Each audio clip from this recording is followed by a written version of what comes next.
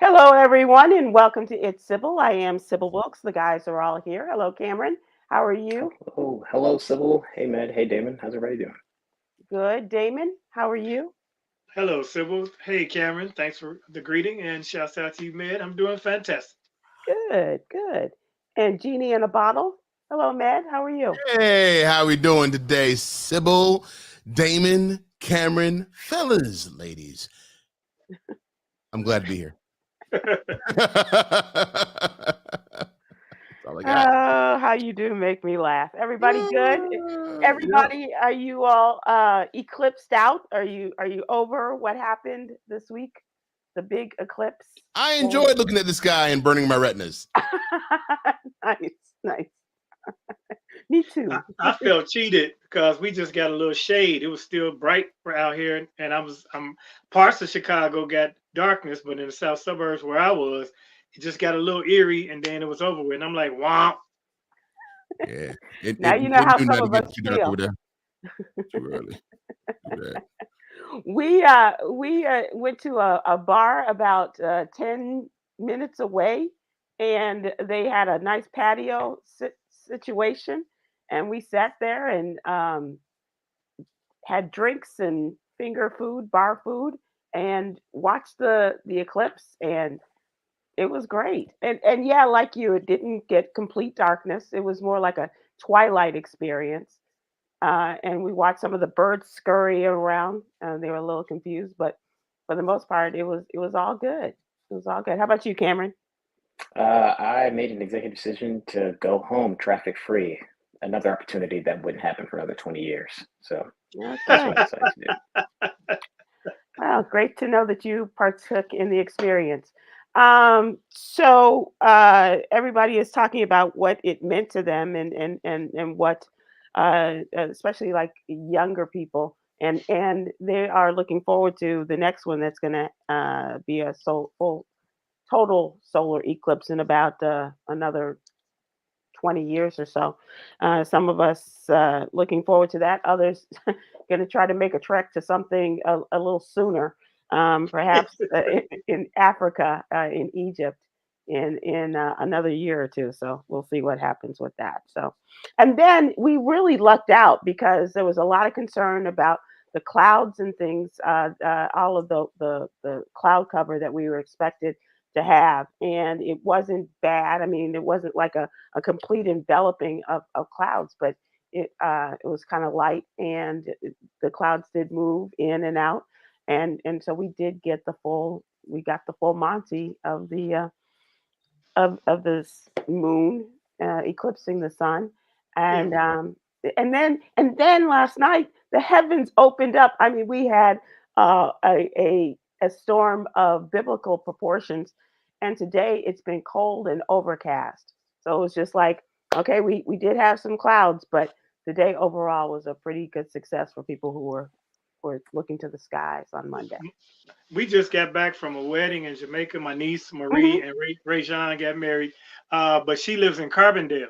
So Oh, she right. had the full experience and had the great photos and the darkness and everything. So they came home just in time for the eclipse after their momentous occasion. So congratulations to Maria and Rajan. The Eichners is their name now. Nice. Congratulations indeed. We had a great time. I saw a guy at the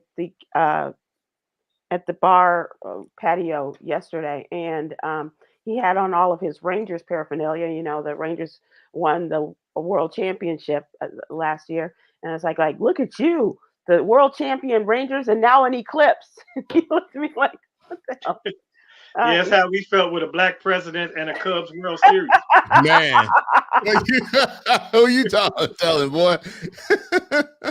he wasn't feeling it quite the same way. He's just like whatever. Okay, but I mean I was excited and but I had seen this before, and we kind of done this in 2017 in Wyoming. It was on my birthday, and so it was a real cool thing. And three of the four of us were together yesterday, who were together in Wyoming in 17. So it was a lot of fun. We're gonna try to do it again in Luxor, Egypt, in a couple of years. So Well, Come on. Sybil, since you're so diligent about birthdays, can you tell everyone, all of our viewers, all of our listeners, when your birthday is, please? It is August 20th. I want everyone in our earshot to realize that Sybil's birthday is August 20th. She notes everyone else's birthday. I want you all to you have time to plan. It's sooner than the next eclipse. August 20th. Yep, and that was a great celebration that day, and look forward to many more, whether they're eclipses or Cheers. not. Yeah, absolutely. What's in that, by the way? This, you know what? And I never do this, but I had a couple give me some Japanese whiskey. I'm actually drinking on the Ooh, job. Yes, nice. yes, Is it good? it's delicious. The Is it? Carpenters, Anita and Jerome Carpenter, they come to Riddles all the time. And on my birthday, well, one year they brought me some red wine and cigars, but I roasted them because I don't smoke cigars because I don't like the way they're shaped. I can't see myself sitting around the room puffing on you know. But this year they brought me Japanese whiskey. Japanese whiskey. Does it have a particular taste to it? It has a sweet aroma with a hint of whiskey. Okay, enough questions. Okay, enough. This is going to be a great show for me today, people. Okay. Buckle up. That's right. Let's get ready. So let's talk about the What You Need to Know newsletter. This is our Monday through Friday effort in which we seek to super serve the African American community by informing and empowering them a number of different topics, including politics. Young Khameron is one of our political contributors. His younger sister, Quinn, is our LGBTQIA plus contributor. Coy Malone is social justice. She handles all things social justice. And Aprilette Russell is our mental health and wellness. And we'd love to have you subscribe. Please go to SybilWilkes.com. Give us your name and your email address. We'll have it in your email box every Monday through Friday. And if you're having any challenges, like my family, just email us and tell us, and we'll try to get that straightened out so that you can get your newsletter without a fail and no hiccups in the service there. And it's free. All right, so Khameron took on the very political topic of cicadas in today's newsletter. What you got, Khameron? Yeah, not as political as we might hope, but still something worth discussing.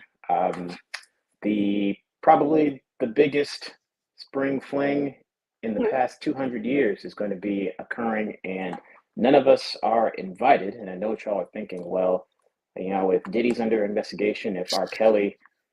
Kelly's dastardly deeds have been officially closed, then who is having this party? Well, it's emerging from the very soil, okay? Broods 13 and Broods 19, the largest of all cicada broods, are going to be emerging at the same time in the Midwest, so in Illinois, Indiana, and in some parts of Iowa, generating what will be an emerging of about a trillion of cicadas for the first time in 221 years. And these are just a bunch of loud, horny bugs. They just emerge and they mate for about a week, and they're usually breakfast for birds or raccoons, even. Yeah. And they die soon afterward. What a way to go, huh? Yeah, so they're not that harmful for the environment, though. If you do have like a garden in your backyard, cicada eggs typically tend to ruin your plant life. So you could cover those in like a mesh net and you should be okay. But mostly it's just going to be a very harrowing early spring, very and loud the noise. spring. The noise. That's the one thing I remember when I was a kid, and the big cicada spring, and it was maddening almost. Yeah, a single cicada can reach about 100 decibels, which is as loud as a lawnmower. So if you imagine about a trillion of those, and then if you imagine about a trillion lawnmowers, I mean, that's not even as loud as a Kiss concert. It's probably 100 Kiss concerts in total. Wow. And how long does this period last? Should we expect? Yeah, so this is going to be about. We have an emergent day or two. like. Scientists are trying to narrow it down to the exact day. Chicago has begun just turning some soil in some regions, trying to destroy some eggs to get ahead of some things. But scientists haven't really nailed down the exact day, but we're looking at either the last week of April or the first week in May for this to take hold. So, And a week, yes, a week. and then they're dead. And then they're gone. Sounds like spring break for cicadas is out here. Drinking, having sex, passing out, not waking up. You know what I'm saying? That's what they do. Oh my God. Charges come in 3 or 4 years later. You know how it goes. Spring break, a good time. No, I just remember seeing pictures of Texas, and I'm seeing flamethrowers and things like that. I'm like, okay, this is down the south. No, this is Midwest, and I have never seen cicadas. So I'm like, they can cause another eclipse if they're up in the air, and it's like a trillion of them. Like they can block out the sun. And no, I'm glad I'm not there. I don't want no part. You never had a cicada invasion when you were a kid growing up in the Midwest? No, I don't remember this at all. And I was the South. I didn't know it happened in the Midwest. So no, I was maybe, I don't know. I've never seen this. I never heard. Do you remember? Yes, I do. And don't they die and leave a shell or like a skeleton? Like a husk. Yes. Yeah. So I thought they was like every 17 years or so.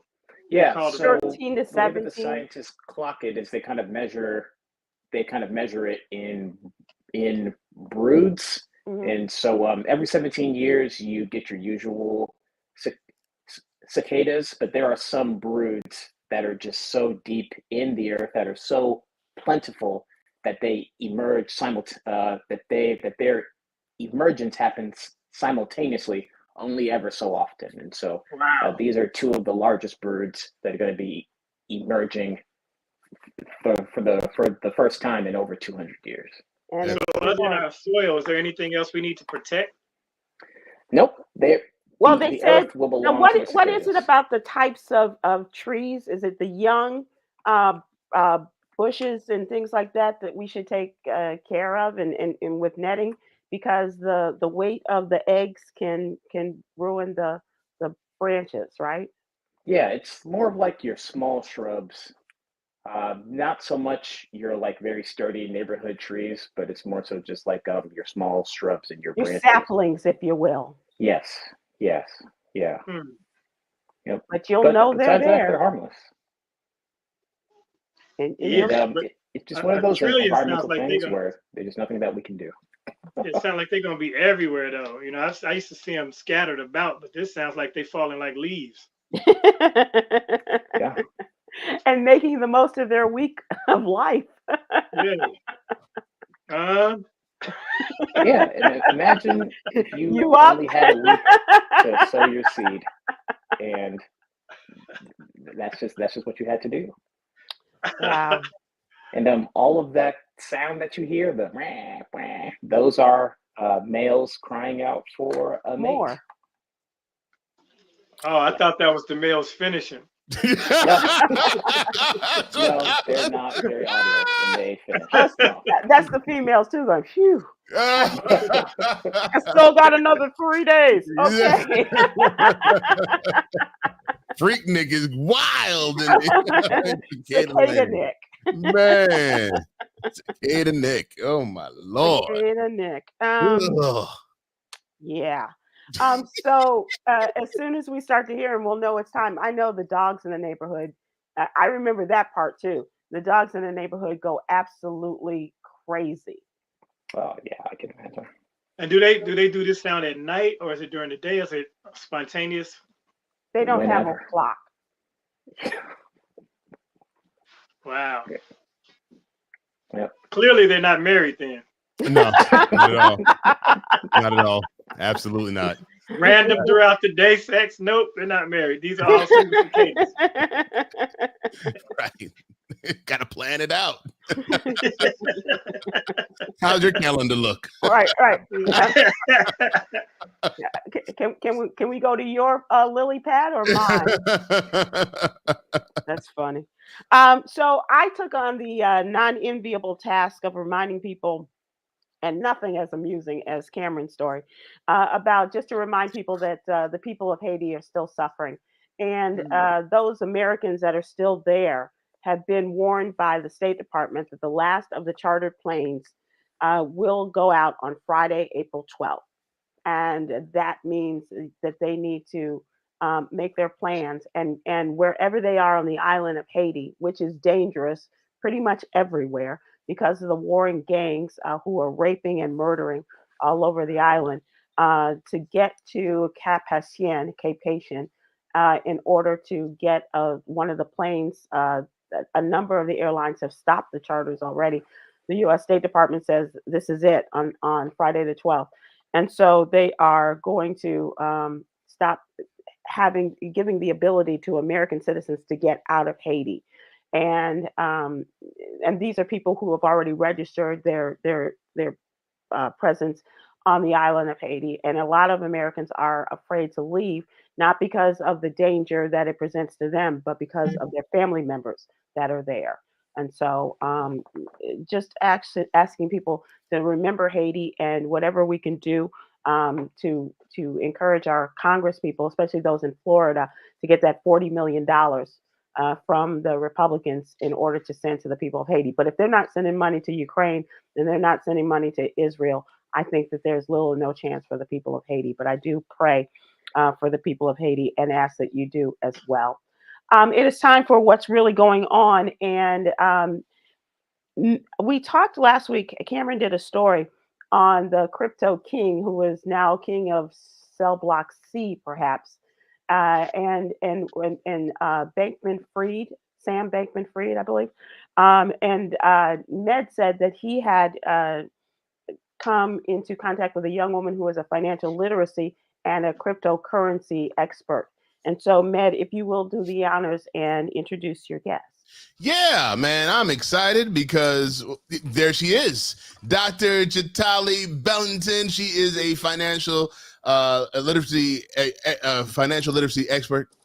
She helps with NFTs, crypto, but she also helps children when it comes to teaching kids about money. And the last time I spoke to her, when I tell you, I was like, oh, when it came to crypto, she gave me that, oh, okay, cool. That makes sense. Didn't make sense before, but it makes sense now. So Dr. Chitali Bellington, welcome to it, Sybil. How you doing? Cheers, everyone. I'm good. I'm trying to figure out this whole horizontal thing. I was vertical. I'm usually vertical. Are we good now? No, we are. You're We are good. good. Okay, brilliant.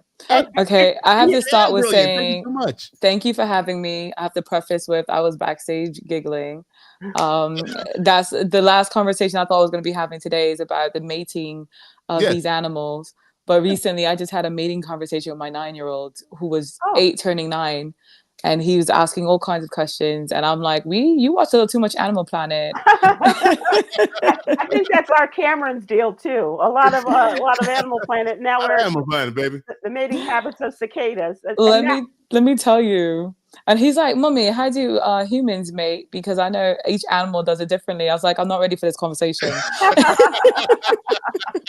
Just say keep an eye on the dogs. I am not trying to give him any ideas. Not yet. Dr. Chitali, you sound like you're coming to us from Atlanta with the accent. Is that where you are? No. That's Atlanta to you? Then I guess I need to move to Georgia as of yesterday. Last time I was there, I had a great old time. I came down to the studio, got to see Big Med again. So, you know what? Maybe this is becoming a Georgian accent. Far from it. I'm from Manchester, England, and I also have a little bit of London in me because I lived there for a few years. So if you get a few drinks in my system, if I got that Japanese whiskey, I would definitely be sounding like I was from Top Boy or some kind of a show. I think that's a joke we were making last time. That's funny. That's good stuff.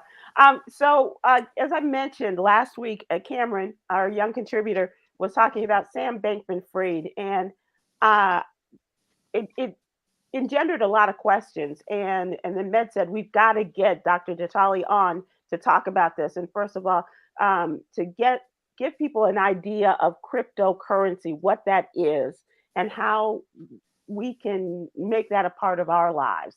I am older than the gentleman on this panel. And so I am one who I still worship the good old American dollar. And so it's hard for me to make that adjustment to crypto. And so can you explain to people what crypto is and how we can incorporate that into our portfolio, if you will? So the first thing I want to explain to you is that you said you like the dollar, but do you remember the time when cash was king and we looked at debit cards like they were the enemy and we were Yeah, afraid to use true. them? That's true. Now we barely carry cash. I don't know about you, but even I know I have family members who are in their 70s and their 80s and they're like, what is cash? I'm like, do you have a $20 bill on you? And they're like, why would I have cash on me?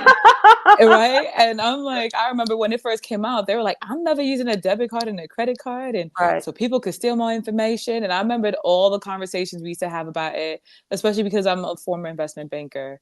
So I remember they would come to me with all the financial advice and questions.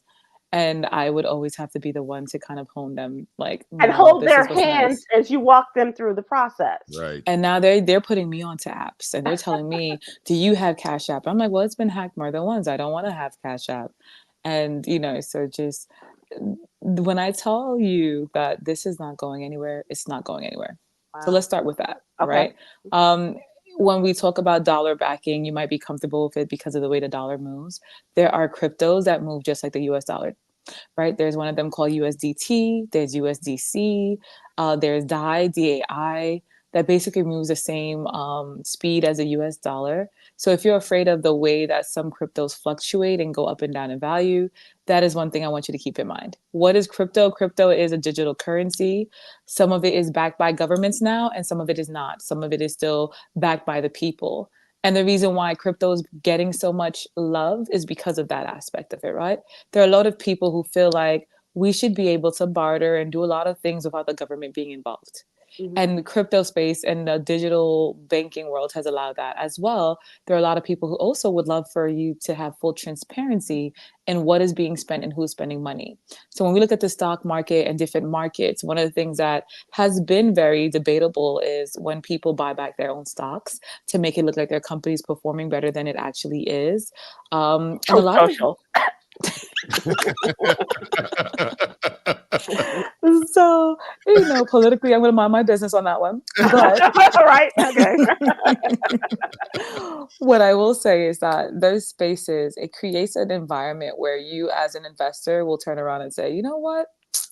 I don't know if I like the fact that 1 quarter later, 1 year later, I'm just now finding out that you basically inflated your own sales to make it look like something profitable so I can want to go and buy more of it, right? Or just the fact that, if like even in the book industry, right? A lot of publishers are known for buying their own clients' books and running up the sales, right? Now in the blockchain space, because it's a transparent ledger, down to the second as a purchase is being done, you know whose wallet it is. And then you're going to be able to be like, hey, that wallet belongs to Simon and Schuster. You know what? I know this company's Penguin's wallet address. I know that they're buying back their own stocks. Or why is it that every time one of their clients has a release, it's the same exact people buying this item?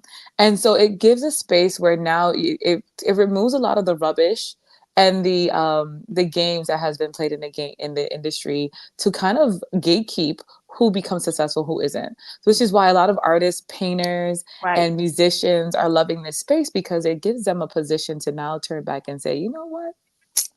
Oh, we're going to change this whole game up. And we're going to be able to control and show you how many people actually purchase our paintings. We're going to be able to show you and control your vantage point of knowing the sales that we get for our items when we sell them, and then being able to tell you the value of what we think our art should go for. And that's just a tip of the iceberg, because there's royalties, there's you can do real estate on the blockchain, you can have your deed on there. When we have a situation where somebody is selling the same properties deed to like multiple people, whether you're in America, Africa, Europe, wherever you are in the world. This is an issue that is prevalent around the world. The blockchain, because it's something that is a very transparent ledger, once it happens one time, you can't lie and keep selling the same deed to multiple people. Everything would be tracked. So these are some of the benefits of being on the blockchain and having cryptocurrency come into play. And we can go deeper, of course. Yeah. How do you get people to first buy into this? And because I know you've given us a very broad picture of the various ways that we can get involved in crypto. Is there a step-by-step process that you take people through in in buying and owning crypto? Well, I mean, it's not necessarily step by step per me. Hmm. I have a crypto, I'm a CEO of a crypto hedge fund to give you an example. Okay. For that crypto hedge fund, I actually created it only because I had a lot of clients who were like, hey, can you invest my crypto for me? And can you control the market? That created a space where I was like, I'll only do it if you learn 2 hours worth of metaverse, blockchain, and crypto. I also created a crypto course. And for them, their benefit was even when the crypto market was quote unquote crashing, one of my business partners, Chicago Crypto Bully, we had the benefit and the blessing of us teaming up together. So we were day trading the crypto. We were able to make sure that when the market was down, our investors were still up. And so even right now, where some of them have seen 20, 15% profits, some of them seen 60% profits, depending when they invested. When we Hmm. see a situation where Ethereum at one point was $1,100 per share per crypto, and now it's at 3,000 plus, you tripled your money in value. Right. And so with those kind of gains in less than 1 year, it's a beautiful space to invest in. Now, there are different ways to enter the market. It could be as simple as if you want an exchange versus a wallet, or an exchange is a company like Coinbase that allows you to actually exchange other coins. The thing about it, you don't own your private key, which is something to be mindful of in the crypto space. But having an exchange, in the end of the day, you're still able to invest and buy crypto, right? There's also different securities like insurance, crypto insurance. So if you're afraid and you're like, I don't want to lose all my crypto, I don't want to do the volatility, you can actually buy crypto insurance. And so it's not the FDIC, but we are watching to see what the SEC is going to do when it comes to crypto. And especially when you have things that happen like FTX, you'll see that there might be insurance coming to FDIC, might be coming to the crypto space, right? So that just lets you know the fact that the SEC and everybody's really engaged and hands-on and hasn't been shut down fully is because of the fact that there is something that's there. Wow. Dr. J, I have a question for you. Yes. I think my question is very, I'm very simple-minded with this. You put money in the crypto goes in, and you say, okay, you 60% up. How do I get my cash? So we up.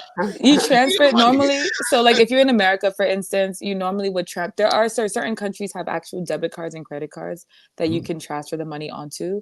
But like if you're in America, on average, there are like Coinbase, to give an example, not that I'm promoting them, but because it's one of the ones that most people know, like Gemini and Coinbase are usually the most relevant in the United States. They have their own debit card and credit card, right? Outside of that as well, you can just push it from the online blockchain space onto the Coinbase platform. They charge you a fee, and then you're able to push it directly into your bank account. Sometimes instantly, sometimes it might take a day or two, or 5 days, depending what kind of platform you're utilizing. But it's an easy process. The worst thing that you might pay $2 to $5 to push your money over. Okay. Wow. They Or take more of that if you bounce a check, so I'm okay. So the lesson here is not to bounce any checks. Absolutely not. We do have questions coming in. Sylvia Crawford on Facebook wants to know, how much is the investment, or how much should the initial investment be? So this is just like the stock market. There are certain shares, in the stock market, certain platforms, certain brokerages allow you to purchase partial shares of a company. The cool thing about the crypto space is that every crypto that is on the market can be partially purchased. So if it's a crypto that is $32 per crypto, if it's $11,000 per crypto, if it's $60,000 per crypto, you can buy $10 worth of it, $15 in it. I think the biggest part is making sure you do your research as to what crypto you're investing in. Does it have a function? Does it have a utility? Is it just a hype?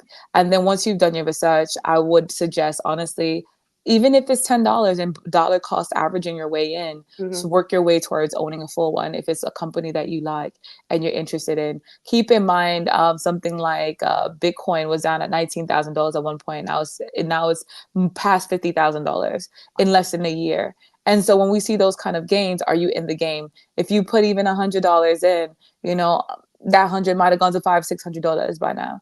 And so honestly say it's really your risk level and your risk tolerance. I can't tell you how much you put in, because you have to be the one to decide how much risk are you willing to take and how much are you willing to invest. Yeah. And also, if you still think of crypto as a high risk capability or investment, think about it like this. If you know you've gone to a steakhouse and spent $300 on food that honestly, once you ate it, you digested it and it was gone, that was it, it was just an experience, you might want to forego one meal, one fancy meal, and take that $300 and make an investment in something that you might think is high risk, right? Because now you're not going to really be feeling the burn of that high risk investment. And if it does well, then amazing. And if it doesn't, then you know all you lost was a fancy meal. Wow. A Big Mac for everyone. Right. Tab B on YouTube, how do you feel about Coinbase? Me personally, as an investor in the blockchain crypto space, I'm not a big fan of exchanges. Anything that tells me that I do not own my private key, I'm not a big fan of. So I'm not saying that if you do not want the stress of, because, okay, private key, why is that important? Yeah. Private key is what gatekeeps the access to your crypto, your coins, wherever they are in the world. Rather you have a cold wallet. This isn't coins like, we talk about, getting our coins together. This is actual crypto, right? And so the digital currency that you're trading with, one of the things to keep in mind when you have a digital wallet, so there's three wallets, right? In essence, a cold wallet means it looks like a hard drive, and you can plug it out, and plug it into your computer, you put all of your money on there. If you lose that hard wallet, that is it. You lose your money. That's it.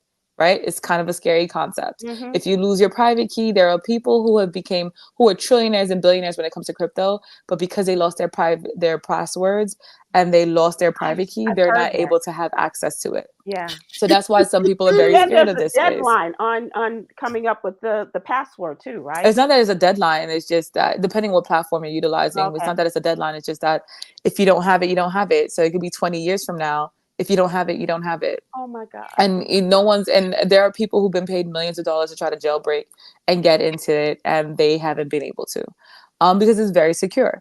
Now, then the next thing you have option wise is a hot wallet. A hot wallet is an online wallet like MetaMask, and some of the Phantom and a few of the other. And that means it's online all the time, right? So you just need to have your private key and your password and be able to have access to it. Now, if you lose your private key, that is a problem. Once again, the thing about an exchange that people like is the security of knowing that if you lose your password, as long as you have your ID, that somebody else in the world will be able to give you access to your coins. But what does that also mean? If they file for bankruptcy, then automatically all your coins are taken. Unless you have their insurance. So a company like Coinbase charges you, and I think I mentioned this last time on the show, but a Coinbase, for instance, charges you $20, $30 per month to give you crypto insurance, which means you pay to buy the crypto, you pay to have the insurance, you pay to sell it, you pay. And I'm not a big fan of that. So personally speaking, I use it as little as possible. But if you are going to be in an exchange, it's probably one of the best ones because it's one of the most well-known. And if it was to go under, you would definitely hear about what's happening. Probably be quicker to know about what's happening. Just pray that you're able to get in and remove your money before things go left.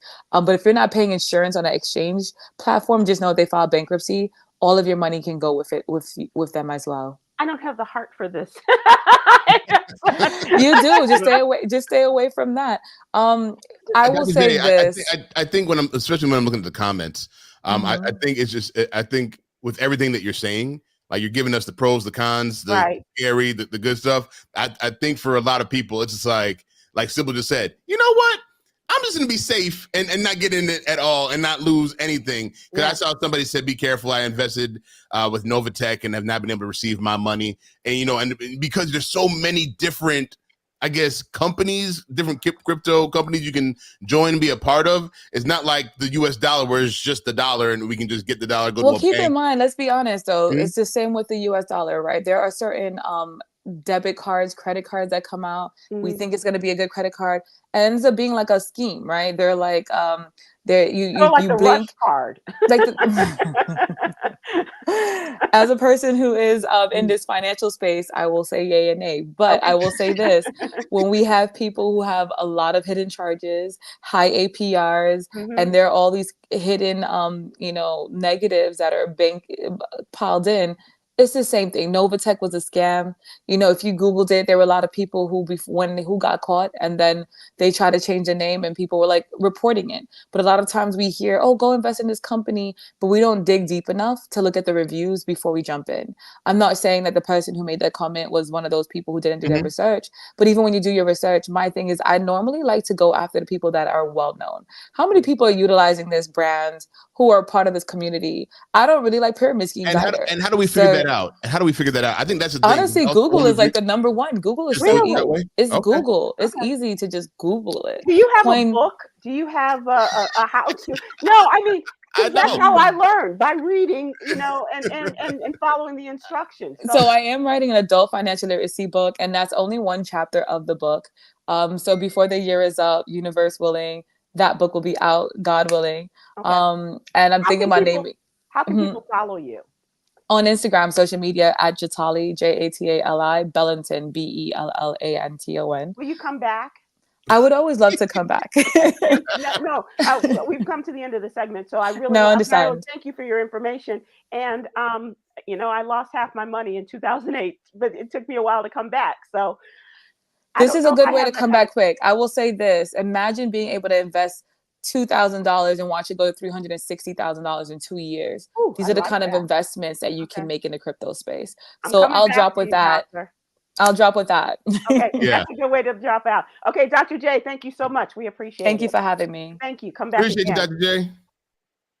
Woo! Wow. Boy. How much did you put in, Med? Mind blown. No, look here. My wife and I, like she said, I put in like $15, $20. I went slow, and we really didn't see anything, come of it. You know what I'm saying? And then, of course, like during COVID, that's when it kind of spiked, and it felt like it kind of went away. And that's when we had Dr. Jatali on a couple weeks ago, and I asked her, I'm like, is crypto kind of coming back? She's like, it's coming back. And she's like, it never went anywhere. Right. But now people are getting back into it again. Yeah, it's she mentioned dollar cost averaging, which is contributing a certain amount on a daily basis. And so that's one way. I felt like it was so mysterious that I just invested and bought Coinbase stock because I thought Coinbase was the leader in the forefront of that, and most notable because they were sponsoring the NBA and things of that nature. And it dipped, but then it came back, and now Coinbase is through the roof. But I sold it when I got back to zero. Get my money back and get out, and now it's skyrocketing. So if you want to be involved in the crypto space but don't want to be a crypto trader or a crypto investor, you can, like she said, invest in the exchanges because that puts you in that space without taking the same risk as going for the actual coins. So Khameron, you're a risk taker. Any thoughts on the conversation? Yeah, I'm actually very risk averse. I wouldn't encourage anyone to get into cryptocurrency trading unless you have the chops to do your homework. And that's what she advised. Yeah, I mean, scour the forums and the companies and really look into what's backing the coin, because even though she is a very beloved Black woman in finance, she still talks like a finance person. And I would instead encourage people to really do your homework, because some of the value and to go with a white man. No, I'm kidding.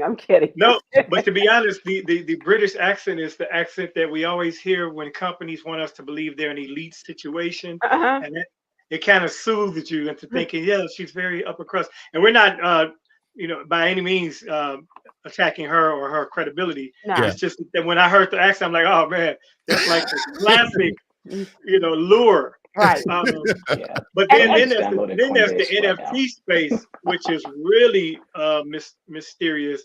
The non-fungible tokens, where you get the original artwork and then people can own variations of it down the line, but it's still just a cartoon or a picture of a foot. So she broke that down, and that was actually something that caught my attention. But what she said while she was with us on the Morning Hustle was talking about depends on how you want to use that token.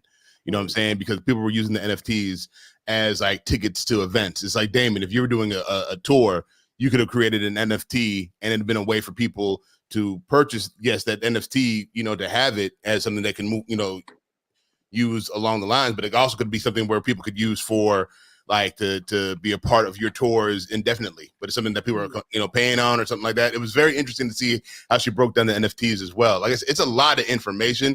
And like Khameron said, you have to do your research. And she was the same person that said, I can give you all this information, but at the end of the day, you have to do your research. People get scammed because they're not doing their research. They're just listening to somebody, getting half the information, and then just jumping all in. So you have to do your research regardless of who is giving you the information.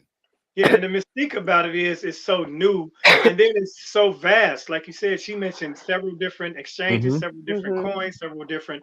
And when you think about that, all we really know is Bitcoin is the main one, and then everything else is mumbo jumbo. And so, you know, people just be careful, depending on your risk, though. Like I'm she said, fascinated by this, and she did. Dr. Jatala did want us to mention that she's a former investment banker, 22 years in finance field. So yes. she obviously got the chops and the background and all of that. But I do better with a book. I do want her to come back and talk about this and familiarize us with this. Because, you know, when I was investing, you know, I was doing something that my parents would never have dreamed of. You know, they were content, let's just put it that way, to live on, you know, money that they got in the form of a fund from the fireman's annuity or the Chicago Teachers Union or whatever that is. And I just knew that I couldn't. Radio doesn't have that, and so, you know, a pension is pretty non-existent unless you work for Disney. Uh, but it's one of those things that you just have to be very careful and mindful of, and be willing to take a risk no matter what you do these days. Yeah, slow and steady, buy and hold. Those are the most safest, they say, ways of investing. You know, of course, you know, my son and his mom were all about financial literacy and investing and such, so they got me involved. And I have to say that I just look at staple standard stocks Right. that Blue you, chips and and stuff like you that. invest Yeah. in something that you use yourself, something that you can believe in, is Right. tangible. You know, you shop at Walmart, you go to McDonald's, you buy Arm and Hammer baking soda, and look for the companies that you feel safe, that have been around for many years. If you're not risk adverse, Yeah. yeah. So that's the thing. So or if you are risk adverse, I should say, to be honest, because adverse means you're against it. But it's been helpful for me to the buy and hold and the dollar cost averaging Right. with McDonald's and Walmart, and I gave you a tip, Church and Dwight, the stock that makes Trojan condoms and Arm and Yep. Hammer baking soda, and it's been It's a really good. horrible combination when you think of those two things together, but definitely. Yeah, it sounds like you're about to hang out with a crack whore. These are the jokes that we pay for, ladies and gentlemen. Right. Get the baking soda, make the crack, get the condom, do the thing. Yeah. David, where are you appearing for this next weekend? We'll tell people. Oh, fantastic. I'm at the Toledo Funny Bone this weekend, Friday through Sunday. But this Wednesday, I'm doing another drop-in at the Timeout in Fulton Market, downtown Chicago. It's a rooftop, and I'm going to do that once a month because I just wanted to keep it going just so I can see what it looks like in the summer. But yeah, Toledo Funny Bone. And I'm encouraging people to watch Laugh Tonight with Damon Williams on Tubi. Yeah, absolutely. Please go and check that out on Tubi. Absolutely. And support our boy. These are the latest stories that have come out today. And this is crazy in Arizona. I know that the topic of abortion is divisive enough within our community, but you think about the Supreme Court, the state Supreme Court of Arizona has ruled that abortion will almost be entirely illegal in Arizona after the Supreme Court upheld an 1864 law. Before Arizona was even a state, this law made performing abortion a felony. This adds Arizona to the list of 16 states where abortion is effectively banned. It was a 4-2 decision. The court rejected arguments that it should uphold the current 15-week ban signed into law in 2022 by the then Governor Ducey after the end of Roe versus Wade. Instead, the court ruled that the Civil War era law passed before Arizona, as I mentioned, was even a state, should be enforced. Now, this is going to put the abortion question back on the ballot, most likely, not back, but put it on the ballot in Arizona. And if the other states are any indication, Arizona very likely will listen to the voice of the people, and women who are pro-choice have been very successful in putting this on the ballot and then coming up with their own law or their way that they'd like to see abortion handled, not to have it stripped entirely. In this case, it's they will call it a felony unless the life of the mother or the child is in danger. So they also sent the case back to a lower trial court to sort out questions about the constitutionality. And they found that all abortions after 15 weeks relied on a federal constitutional right to an abortion, which no longer exists as a result of the fall of Roe versus Wade. So we'll see what goes on. And I mention this because abortion was the question on television news over the last couple of days, because Donald Trump stepped into it and gave an answer, not answer, in a taped piece that he did, and got a lot of pushback from some of his biggest supporters, including little Lindsey Graham from South Carolina, the Republican senator there. Because they want a national ban. No, Lindsey Graham wanted 15 weeks, and he wanted a national ban, right? Oh. He wanted it to be a national law. Got you. Donald Trump is like, well, it should be the state's decision, and taking it off of him if he's going to be the next president. And there are a lot of people who are scratching their heads, especially the extreme conservative voters that are supporting Donald Trump, and so they don't like where he stands. He doesn't really understand where he stands, and the Biden team, the Biden-Harris campaign, is like, come on, we got you. Talking to all the women who have been affected by the laws about abortion, about IVF, and all these other things. And they're taking it to the Trump campaign. So it'll be interesting to see how this all falls out. Trump's like, you know how many abortions I paid for back in the day? And you know, man, I never said that, but that was always in my mind that, here's a man who, with the exception of 5 kids, he's paid for a lot of them. Yeah. And that's been his plan B for a very long time. Yeah. And he's like, I don't really feel good getting rid of this just in case. Right. Not to mention, it's the most staunch adversaries of pro-choice are men who have a low probability of getting anybody pregnant. Right. They're probably not even having sex. Lindsey Graham, Lindsey Graham's don't look like he likes women at all. Not to procreate. Yeah. Sure. Not to do anything. I mean, first of all, you got to be somebody got to want to have sex with you. Anyway. But it's just unfortunate that these men, and predominantly white men, are deciding what's to happen with women's bodies.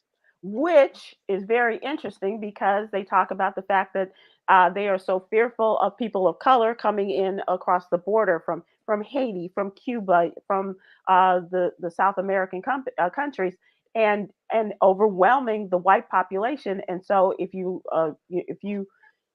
do away with abortions, then you're going to hopefully increase the white majority again, because in a matter of years, the minority will be the majority.